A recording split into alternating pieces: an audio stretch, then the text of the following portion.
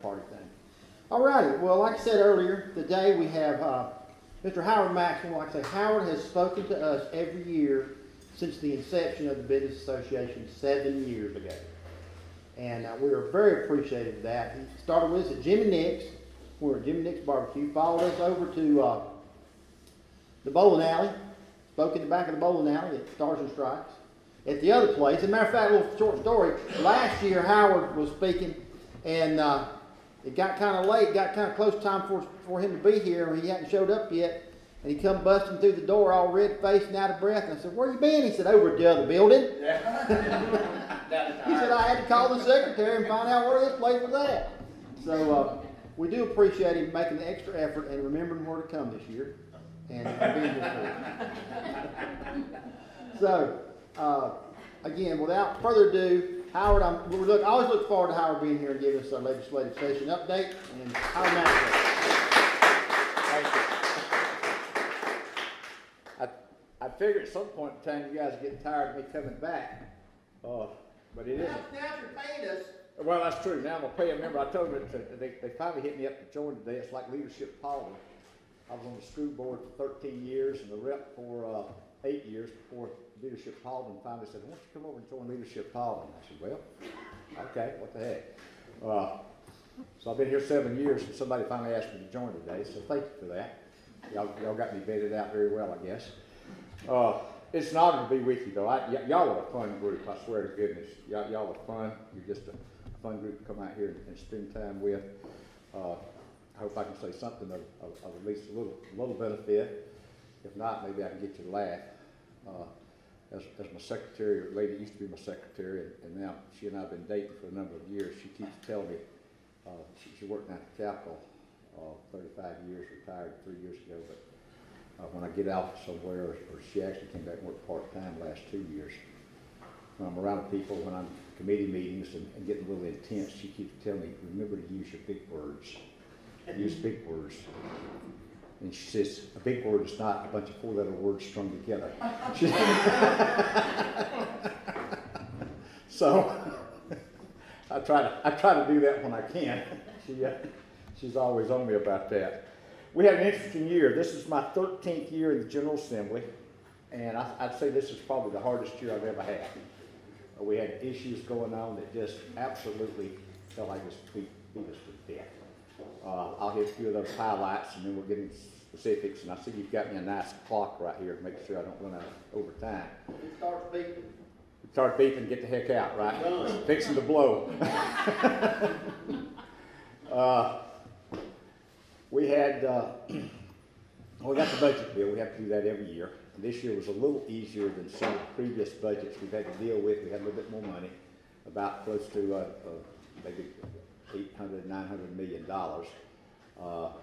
For about 5 or 6 years, starting in 07, 8, and 9, it was tough. We had to cut $4 billion out of our budget. We went from $21.23 billion down to $17 billion.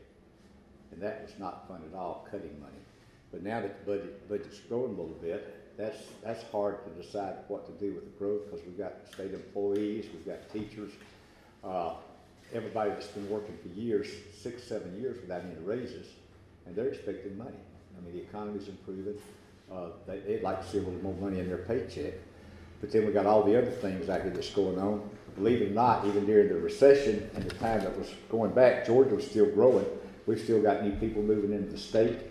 We've got people wanting services. We're having to lock up more folks. We've got people like me getting older. Our Medicare, Medicaid population is growing. Just some quick numbers. Out of our $21.8 billion this year, $8.5 billion is going to education. That's 39%. 39% of the budget goes strictly, and that's just K-12. That's K-12. Community health gets $3 billion, 14%. Regents, the university system, and the technical schools. That's just the university system gets $2 billion, 9% of the budget. Our general obligation, the debt fund gets 1.2. Corrections, Department of Corrections gets 1.1 billion, 5%. Out of those five categories make up 73% of the budget right there. That's $15.8 billion. Department of Behavioral Health gets nearly another $1 million. Transportation, $890 million. Student Finance Commission, the Hope Scholarship, they get $717 million. DFACS, Aging, TANF, the 159 county health departments or offices, adoption, foster care, child welfare, they get $555 million. Early child care and learning, 2%, 376. Technical college system, 339. Juvenile justice, 312. All the other departments, that's $20.1 billion. All the other departments down there, the Department of Agriculture, Department of Insurance, Forestry, the Legislative Branch, Economic Development, Natural Resources, Governor's Office, Public Safety, Driver Services, all the other little departments down there, and I think we got about 36 departments in all, but all the other group, they only get $1.87 billion total. All those other departments get 8% of the budget. We got to figure out where the money. The governor gives us a plan he starts putting his budget plan together in November. We get it the second. We go in on the second Monday in January. He gives the State of the State address on Wednesday. The second day after we're in session, he'll come into the House and give the State of the State.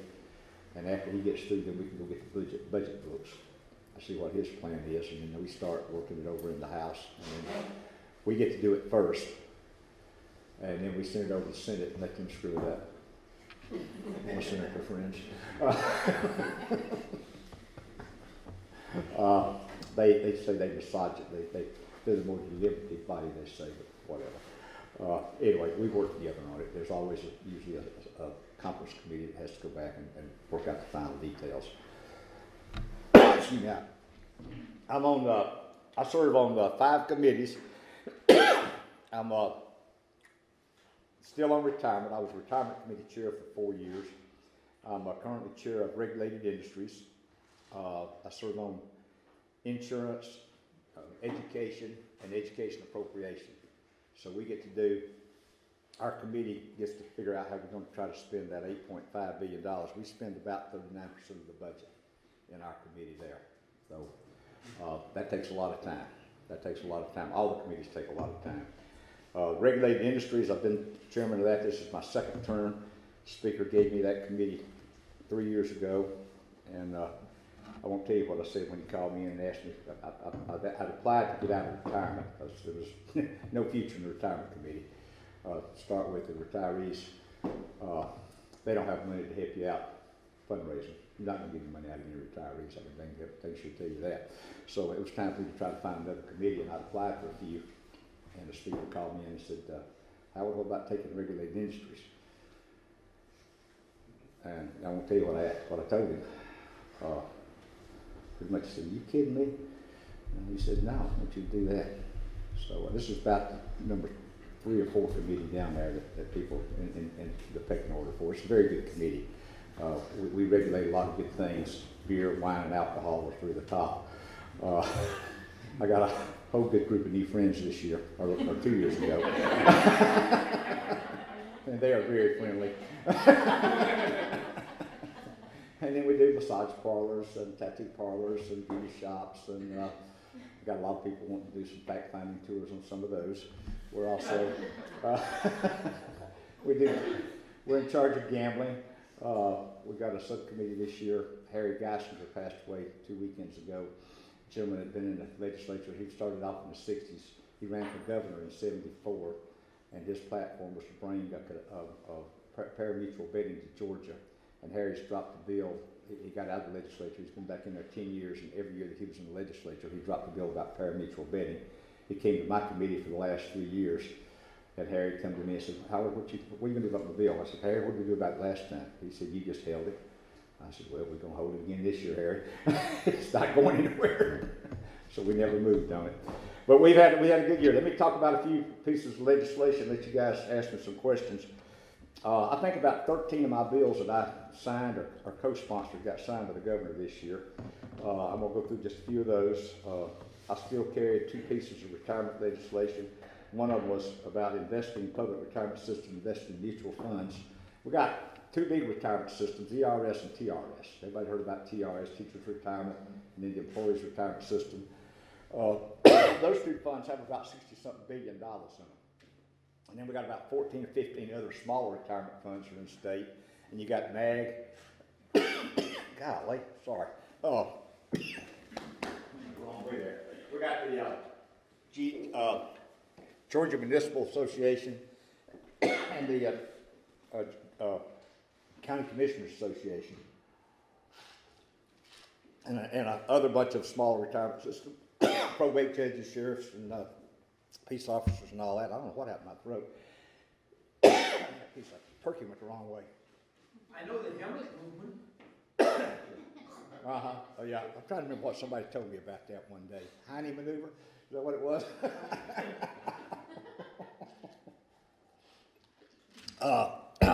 If I have to have mouth to mouth, can I pick the one out I need? Okay, you talk me into it. No, thank you very much. I'll just die. Maybe it's your time after all. Yeah, it's time to go. Thanks, Dave. Anyway, my legislation.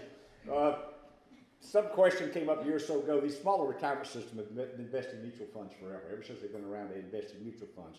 Now, the TRS and ERS don't do that. They got a big building downtown. It's just like Wall Street. They do their own investing down there. They don't do mutual funds.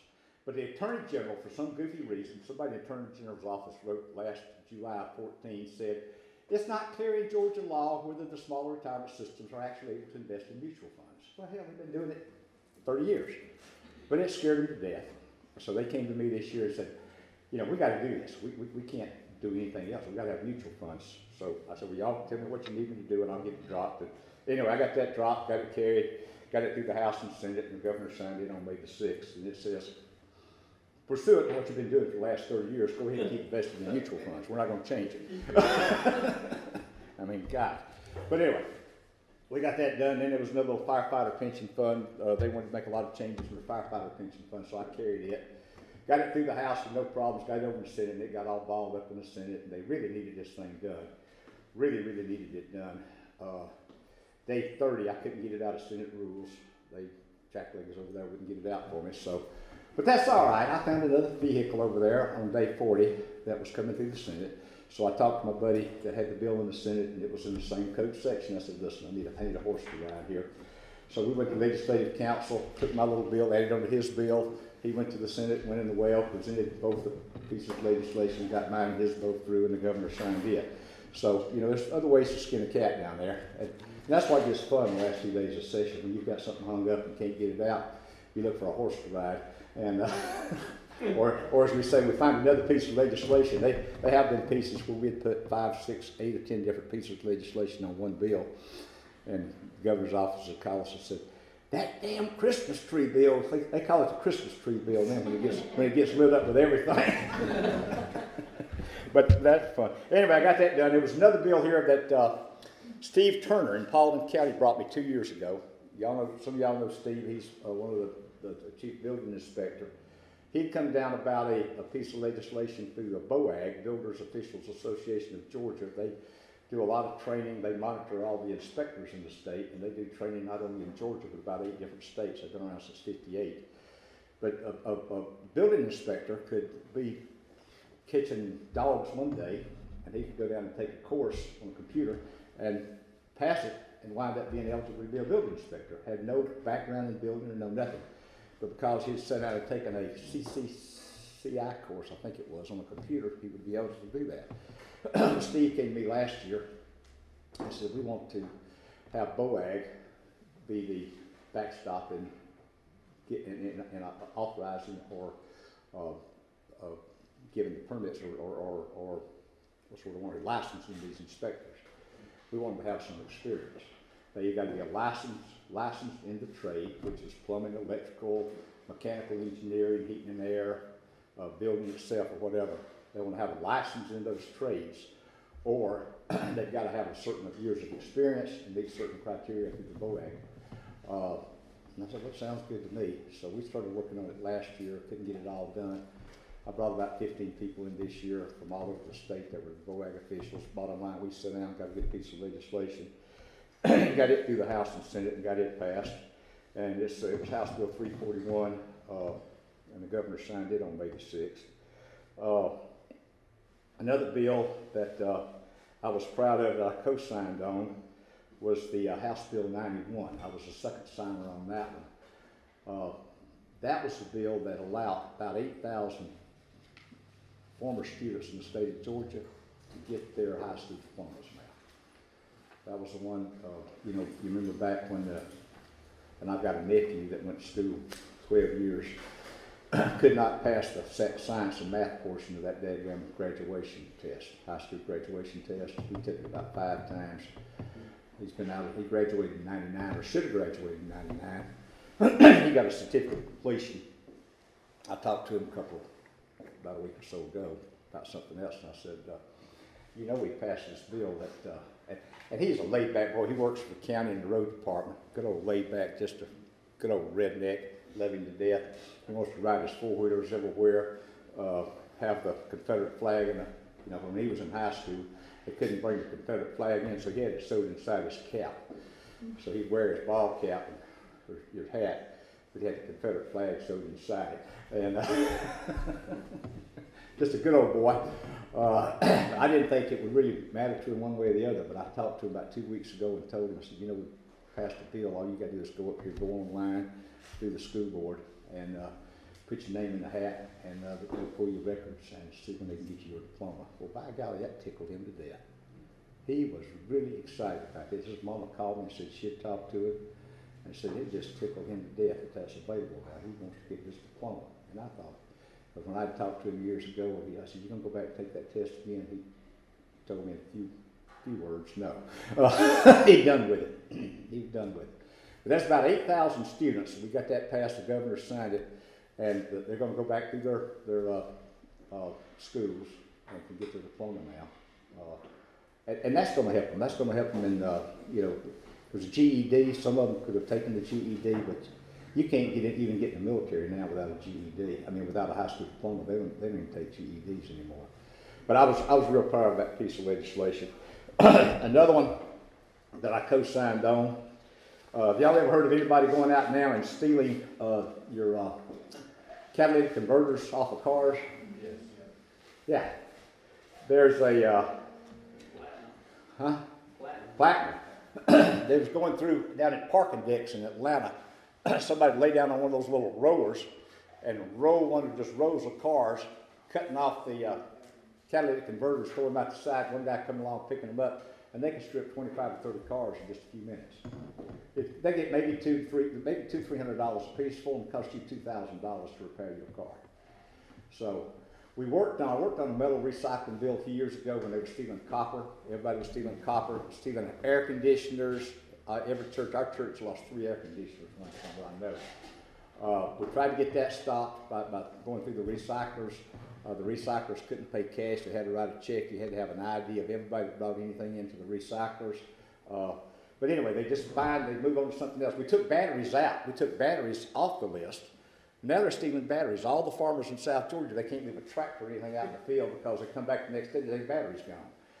You know, so we've gone back. I was assigned on that bill to buying and selling of regulated metal property. We're regulating catalytic converters now.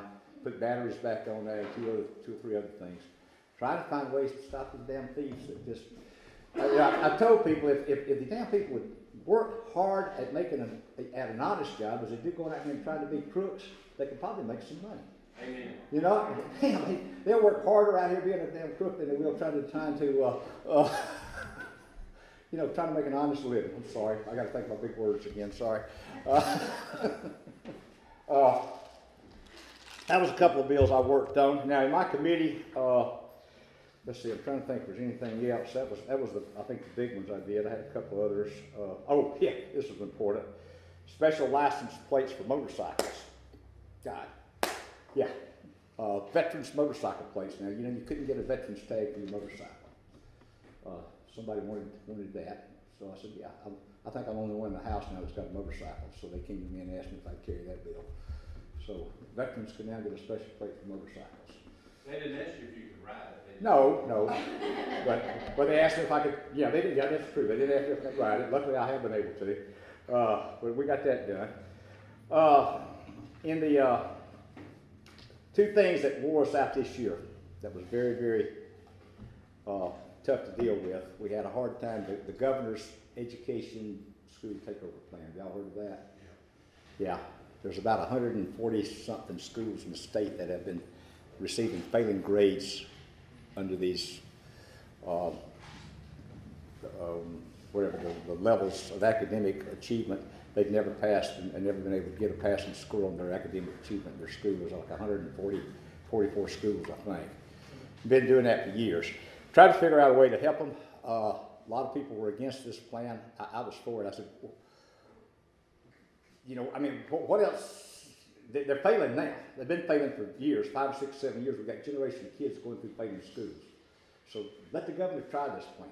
Let us try to, you know, start with it's not going to go into effect in 2 years. If I was a superintendent or a principal in one of these schools that failed, I'd be dad blamed if I wouldn't want to try to find, you know, jerk a knot in somebody's tails and make some changes in the next 2 years before the state come in and say we're going to take it over. And we're not going to take over 144 schools. We couldn't do that. We might start with 5 or 6 or 7. But that was very controversial. There's going to be a constitutional amendment on the ballot in November. The citizens have got to approve it because it's dealing with the schools. So that's going to have to be approved by the citizens before it goes into effect. But that was very controversial this year. Trying to decide what was going to go with that. It passed the Senate. It had, since it was a constitutional amendment, it had to pass by 2/3 vote, 120 in the House. I think it got 121, and 36 or so in the Senate. We got just the exact number it needed in the Senate. The other thing we've dealt with that has been hard is that Religious Freedom Act, RFRA. Y'all heard about that? The Religious Freedom Act bill? I don't remember the number here. I got it written down. But Senate Bill 129. I was out one day coming to my office, and I had 4 people sitting in my office right after lunch. One was a pastor from Paulding County. Preacher, not a pastor, but he was a preacher. I had a gentleman from the Jewish synagogue, another lady from some other denomination, and the other guy, I'm not sure what he was from. But they had been waiting on him to get back, and they wanted to talk to him about the RFRA, the Religious Freedom Restoration Act. And I said, wow, what y'all want to do? He said, won't you vote against it? I said, what? So they were totally against the bill, that it was, you know, looking to solve a problem that really didn't exist right now, which is sort of what I had felt about it for the most part. I mean, I kept asking people, I said, what problem are we trying to solve? Tell me, what in Georgia, what is the impetus for us wanting to pass this? You know, who has been, you know, or what religious organization or who's been harmed by some law in Georgia that they can't get? And they bring up some little, you know, I don't know, isolated event somewhere maybe, but generally they've already been taken care of in a court somewhere. But I got probably 20 emails for it and probably 12 or 15 against it out of the county here. Now these people that wrote me emails from Connecticut, you know, all over the state or out of the state, they just, you know, wasted my time in deleting their emails. But if it's from Paulding County or Dallas, I call them all. I don't like to get into email battles, and if you send me an email, put a phone number out there because I'm going to call you. I don't like to spend time, you know, emailing back and forth. That's too impersonal. I can't get my feelings across. I can't understand how you're feeling. I'd rather talk to you. So the ones that didn't give me phone numbers, I send them an email and said, I'd love to talk to you about this. Send me a number and I'll call you. And the ones I talked to that were for it, they all brought up the only issue they could really bring up was something about gays and lesbians. They were afraid that they're going to have to, if they own the business, they're going to have to do something, sell some flowers, do something, that, and the other. I don't know. It's going to come back up next year. It's going to be another fight. It didn't get out of the House. I thought they had a pretty good amendment, a pretty good way of dealing with it with this. If everybody said, they all say it's not discriminatory, well, okay. If it's non-discriminatory, why not put in that little 10 words in there that says it's non-discriminatory? Oh, hell no, you can't do that. That's going to gut the bill. Okay, well, I'm confused. If it's going to gut the bill by putting 10 words in there saying it's non-discriminatory, so then you tell me it's discriminatory. So what is it? I don't know. So that's where we are with that bill. Everybody was, when what was it, Indiana passed their bill and the governor signed it. Oh, you bunch of, we were calling us everything but a child of God. Because we didn't have, we couldn't get it passed, and we didn't have any guts, and we couldn't do this, we couldn't do that. Then about 2 days later, when it hit the fan up in Indiana, I was even in the back saying, how's that working for you now? You know? So, I don't know what we're going to do with it, but that'll keep coming back. Listen, I got about 10 minutes left here. I can, as a legislator or politician, I can talk all day, and I know y'all got things to do. Y'all ask me some questions. Anybody got anything? Howard, thank you for House Bill 170. It's needed in our county, and I can't thank you enough for roads and state roads. Yeah, I co-signed another bill down there. Me and Earl Earhart got a House Bill 175 that was strictly to do away with jet fuel tax credit for airlines. I went through and got about 30 signatures on that bill, 35 signatures. We got it dropped. As soon as we got it dropped, I had about 3 reps come to me and said, man, sorry, I got to take my name off y'all's bill. I said, you do? He said, what's happening? He said, man, the chamber back home is just wearing me out. Delta had got a hold of them in 2 areas and threatened their chambers in some of these areas where they had airports. They would pull their flights out. Yeah, you talk about some lowlifes. Big tape, I hope that's on there. But anyway, our bill 175 didn't get through, but it got merged into the transportation bill. And yeah, the transportation bill, that was the other big bill that we passed. That's going to raise our gas tax. I mean, the bottom line, it's going to raise our cost of gasoline. It's going to happen. It hadn't been changed, I think, since the 70s. It's going to go up somewhere between 6 and 8 cents overall a gallon. We did away with the sales tax on the per dollar basis, but we raised it on the excise. It's 26 cents a gallon. Will be in July, 26 cents per gallon. Diesel fuel will be 29 cents. We did away with the credit for electric cars, $5,000 of credit for that. I mean, between the Georgia credit and the federal credit, you could lease an electric car every 2 years and just try to get it free. I mean, that was a deal for people who wanted electric cars. I did sign on to a Tesla bill, which was a good bill. That was, they could only sell, I think, 50 cars in the state without, then people had to buy them on the internet because of the General Motors and Ford. They had a deal locked up. You could not sell a car in the state of Georgia, new car, unless you went through a dealership. So I was the second signer on that bill to allow Tesla to sell cars. We got that passed. But yeah, the transportation bill, it did remove the tax or the credit on electric vehicles now, and they're going to have to pay a private person that has electric vehicles $200 a year, a commercial vehicles $300 a year. If you own a heavy truck, I had to talk to a constituent lives out in Temple. He works over in Stone Mountain. They've got a business. I think they've got 90 transfer trucks on the road. Of course, when this bill passed, he sent me a blistering email. He was not a happy camper. I called him. He put a phone number down there, and I called him. And we had a great conversation. He's a great guy. We got through, by the time we got through talking, his wife, he and I were talking about diesel, the pickup trucks, and his wife was mad at him for wanting to buy a new pickup truck. And I said, yeah, when I bought mine in 2000, my wife said, you told me you'd never need another truck. And I said, well, maybe they didn't. When I bought this in 1994, they didn't have these 4 doors out here like this. You know, things change. I tell you something, but I didn't know it was going to change like that. So, but he and I had a great conversation, and I said, you're not going to be any happier when we get through talking or not, but I want to call you, tell you what we had to do, why we had to do it, and just let you get it out of your system, you know. So, but we had a good conversation. He appreciated me giving him a call because it's going to cost him. He's got what, 90 trucks, $100 a year, $9,000 more a year on those trucks for the heavy trucks to be on the road. And then we did take out wound up getting the fuel tax away from the airlines in that deal. That was, and I told somebody to meet me the other day. Some of my friends didn't vote for the transportation bill for whatever reason.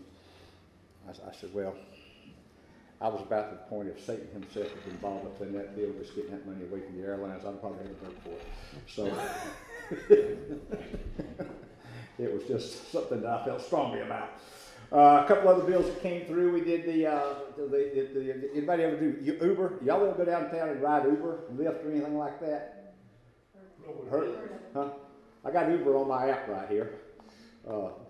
They've been in Georgia 3 or 4 years now. Those bills, the speaker dropped a lot of interesting stuff in my committee this year. Fireworks bill came to my committee. The Uber and Lyft bill, we passed the fireworks bill. July the 4th, you can buy regular fireworks in Georgia. I told them when they come in there, I said, you know, I've been shooting fireworks all my life and I've never had a problem. It's never bothered me at all. But all the people coming there, you're going to blow kids' fingers off, you're going to put out eyes. And they were talking in our committee meeting, it came through my committee. I asked some of them that were against the fireworks bill, I said, so what you're telling me is now, all those fireworks I got in Alabama that's in my basement that I'm trying to make legal, that when we start buying them in Georgia, they're going to have a heck of a lot more powder than what I get somewhere else. Because you're saying the fireworks we sell in Georgia is going to blow my fingers off and put my eyes out. But the ones I go to Tennessee and Alabama and get are going to be a lot less explosive. I said, what the hell are you telling me here? I don't understand that. I'm getting them already. But anyway, we got that passed. Uber and Lyft, we got that. Yes, sir. Can I ask for one correction to that bill? Uh-huh. That bill allows anybody to go into any county park while they're open and shoot off fireworks. And Do it? You sure? Yes, All right. absolutely. My parks and recreation guy came today and he said if we can get that corrected, just because I'm just trying to man it and take care of it. They don't have to have a permit? No.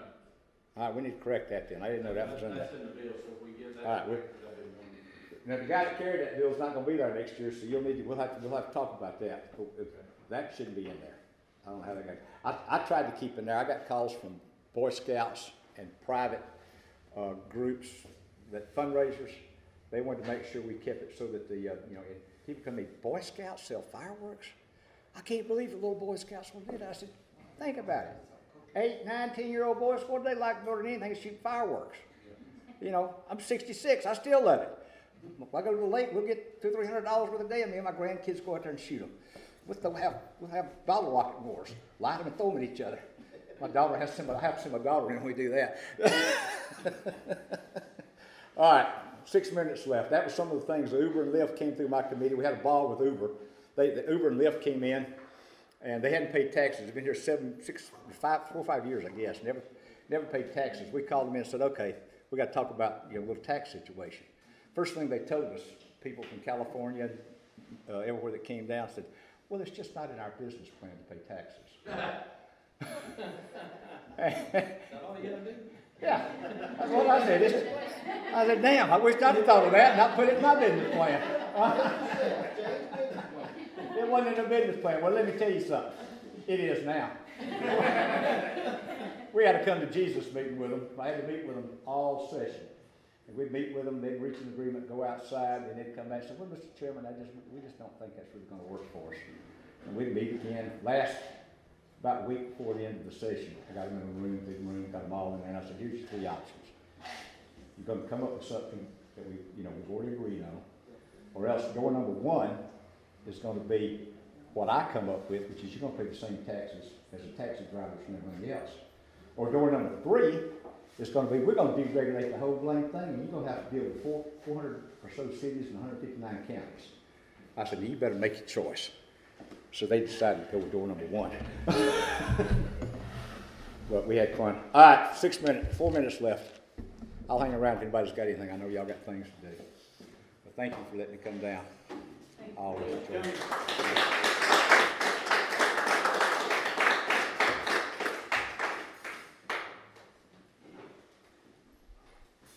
Well, at least we know Howard knows how to run apps. Got an app for that. Oh, okay. All right, a couple of quick announcements. Again, we don't meet next month or the next month. We got 2 months off, my summer vacation. Georgia Classic Ride. The cruise is Sunday, May the 23rd from 4 to 9 p.m. That's in downtown Dallas. If you've never been to that, that's a ball. That's a bunch of fun. You just go eat a hot dog, walk all up and down the streets in downtown Dallas. There's every kind of car. It's not just classic cars. There's a lot of new cars there. You might see a Tesla there. There was one there last year. Got to see a Tesla up close. It's just a lot of fun. Also, I don't know if anybody remembered about the last time it rained here was the day that the car show was scheduled for the Georgia Classic Rides at Paulding Meadows Park. So they rescheduled that, 26th annual car show, and that'll be June the 20th. So if you didn't get to go to it because of the rain or it wasn't held, then it's coming back around. And that's another good time. The nice thing about that car show is it raises a lot of money for the children in Paulding County. They've raised, I don't know how much money. I mean, it's way up in the triple digits or quadruple digits of what they've done over the years. Again, our next luncheon will be in August the 27th. We're changing the date. Last Thursday of the month. Remember that. I'm sure you'll get an email and we'll send out announcements. Has anybody got anything else? Any of you guys that are running the show out there got anything we need to know about? David or Darcy, got anything? They're having a celebration on May the 23rd for Memorial Day down at the Paulding Business Association. It's from 10 a.m. until 10 p.m. They're going to have fireworks and bands. And then on June 3rd, they're having a red, white, and boom across the street at our park. And is there anything else? Oh, yes, we have an Empowering Women conference on Tuesday at Is that the fitness center down here in the corner? No. It's our Chattahoochee TAC, and we have 3 great speakers. It's $35, includes lunch and a small coffee and stuff for breakfast. And it's really going to be good. It used to be the Paulding Executive Women, and we've changed it to Empowering Women.